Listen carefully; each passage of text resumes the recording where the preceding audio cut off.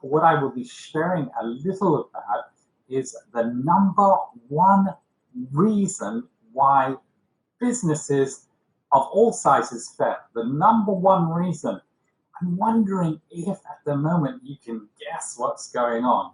So while people are just joining, I'm going to share a few of my thoughts, not about this, but just some of the up and coming broadcasts and my next TED Talk. How cool is that? So I'll be doing a few broadcasts probably next week, one on loyalty and the deception of loyalty. We often hear that loyalty is great in business and being loyal to somebody is fantastic, but there is such thing as blind loyalty and suicidal loyalty. And you need to understand what that word is and how people, if you're not careful, will use that word to manipulate and deceive you. So that's one thing I'll be covering. The next thing I'll be looking at is cowardice and bravery and courage, and how cowardice is actually pretty good for you, depending on the situation. In other situations, it's terrible. So I'll be sharing a little bit of a journey. And in fact, that's what my next TED Talk will be on. It was originally called The Lessons from a Recovering Coward, but I've changed the title a little bit to reflect more of the stuff that I've been doing recently. So anyway, guys, just thank everyone who's joined. Thank you, Matthew, Wynne, Chris, and Viola, Dean, and Book. Glad you could all join. So has anyone guessed the number one reason why businesses fail? Please do put your comments just below here in this broadcast. The number one reason that businesses fail. Maybe you've got the number two and the number three reason, but the number one reason is actually lack of cash and cash flow. Now, I run several businesses today, and I know that sounds like a crazy thing about the number one reason being cash flow, because most people think it's lack of sales, lack of administration, but it's actually people managing their cash flow. And I remember when I first started my business, which was in software drivers for printers, I still had my main job.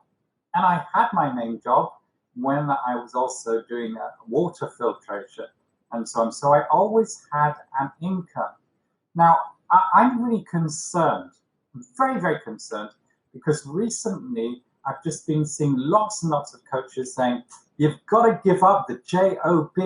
You've got to escape the rat race. And they're applauding people when they're giving up their jobs.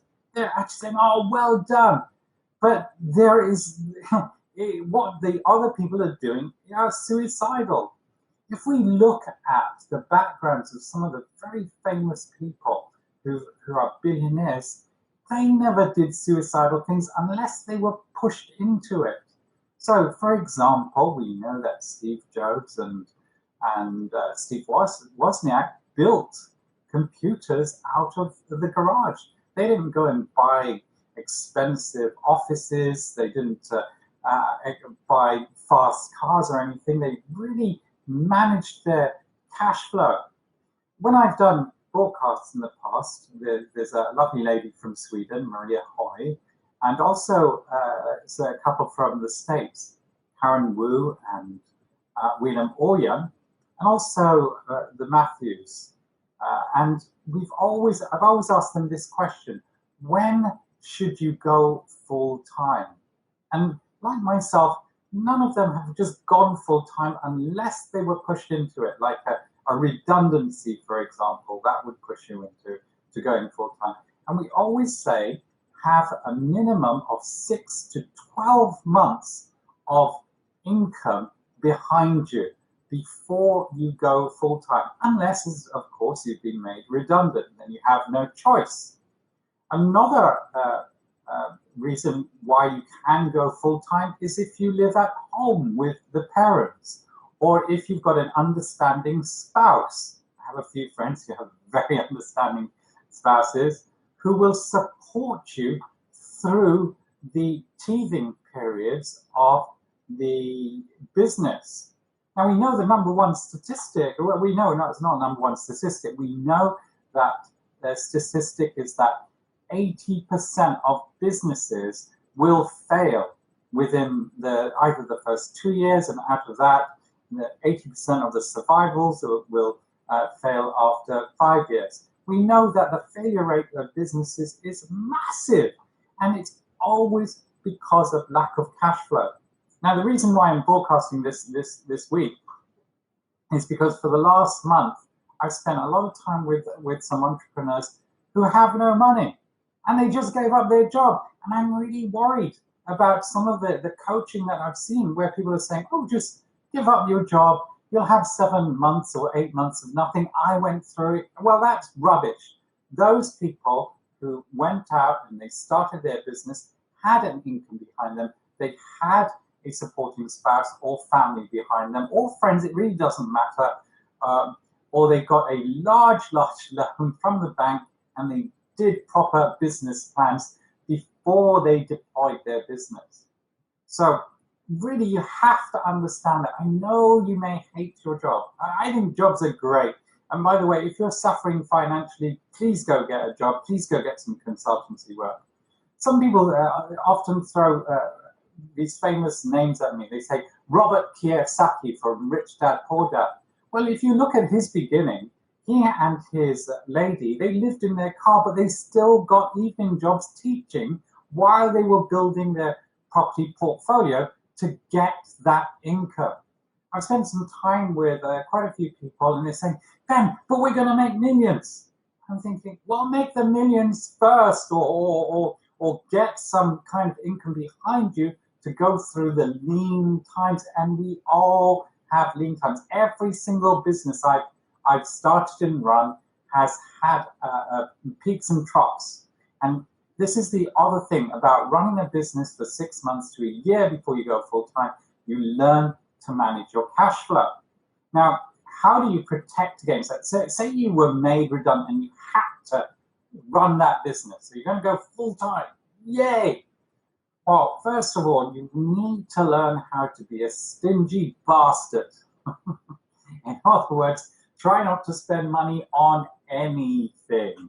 Try to conserve money, because people will come after it. And you need to think, what's my 6 month financial plan? How will I survive for at least 6 months?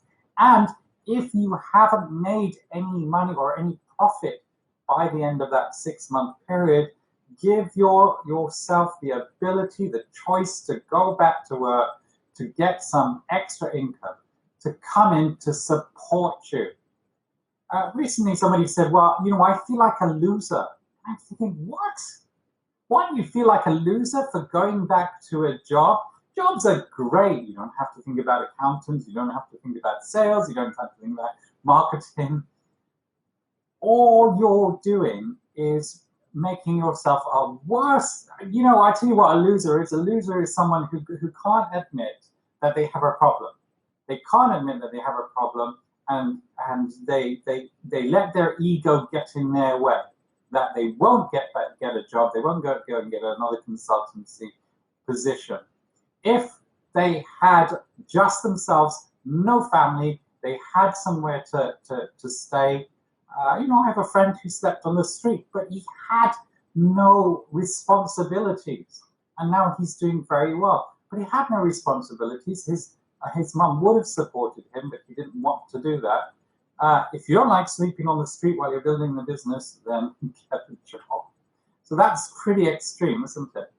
So please, guys, whatever you're seeing the coaches seeing, I'm seeing a lot of these talks about how you should give up your job, and I'm thinking, oh my goodness, that is crazy. And the number one reason why people should not give up their jobs is they don't know how to do business plans, they don't know how to do sales, they don't know how to do branding, they don't know how to manage cash flow. The big thing that I'm working on with people is their expenditure.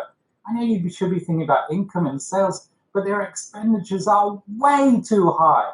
I'm thinking, why are you spending money on that? Oh, I need the branding. No, you don't. You just need to get some sales in. You need to have a backlog of finance to support you through those lean times, and they will come. Now, the next thing that you have to understand is that if you have a job and you're running a business, and it is hard, you'll have to be very disciplined, but you need to get your income up so that you can survive on it. That's your business income, so that you can survive with that. Now, the business income can't be called a business. That is not your money. You have to understand that a business is a separate person to you.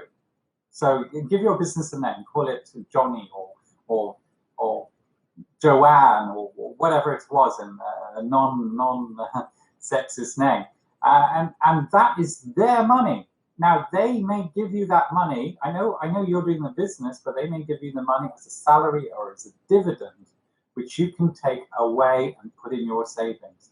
And that's the next thing. You need to understand that when you're building a business, normally we say in the first 6 months to a year, do not take any money out of it. This is another reason why you need to keep your job, because you need to reinvest your business to grow it. You need to reinvest that money from your business in order to grow it. And if you're taking all the money out, this is why we had all those busts in the early 2000s, the dot-com boom and bust, because lots of people were saying, oh, we're making all this money, and they would go and buy a Porsche or whatever it is. Thinking, what? So many of them went down the pan and took a lot of friends and family's money with it. So build up your income, get from your business, and get a steady income from that business before you go full time. It's the same with the property world. Many of you know me from the property world, although I actually come from the business world and used to make substantially more income from my various other businesses than property. In the property world, again, I hear people saying, oh, I need to give up my job and devote my entire self to build up my property portfolio. Now, the problem with any business, including property, is you probably won't make any money for 6 months to a year. Now, you might say, oh, well, Ben, I made some money after the first few months. I found some properties and I sourced it on, or I sold one. And well, you're an exception. The majority of people do not make money from property for at least 9 months. So during that time, you will have a big drain on your income or what savings you have. So stay in the job until you've got at least 3 or 4 rentals giving you that income. That's when you can start thinking about moving on from your job into something else or changing over. Okay, guys, I hope that really gives you a foundation. I know it seems obvious, but if it was so obvious, why do we have such a massive failure in businesses due to cash flow? It's always, please, guys, don't take my word for it. Just Google what is the #1 failure for businesses, and you will always see it's cash flow. And when people are new to business, whether it's property or any of the other businesses that I have, they do not understand cash flow. It's one of the #1 reasons why, before even going full-time, you need to master cash flow, income, expenditure. And it's very simple. Your income needs to exceed your expenditure. Anybody who says you need to spend money to make money, you need to get rid of it. You really do. Or anyone who says, oh, well, I survived 7 months. Good for them. Good for them. You aren't them. You are you. And most people, frankly, need some kind of way to live for that formation period of that business. As I said, either by living at home with parents, either by a very loving spouse who will support you through that, or getting a big amount of money behind you so that you can go without income for about 6 to 9 months. Okay, guys, I hope that's great. In fact, the very first, my own business journey went with me starting a little software printer company. I had my job at the time, but I didn't know how to grow that printer business. Then I was still in a job, and I did some network marketing and did door-to-door sales, but it still never was full-time. The next position was as a director in a company, but again, we were already getting an income because we used to do training beforehand, before I went full-time in that business. And in fact, I started consultancy when I was made redundant, or she wasn't really redundant. It was a constructive dismissal in which I got a lot of money from that, because my entire team would have walked out if it was just a straight making redundant. So they said, if you go quietly, if we give you this money, will you go quietly? I said, of course. So I actually had some money in the bank before I went full-time in starting an educational business, which over time sold for 7 figures.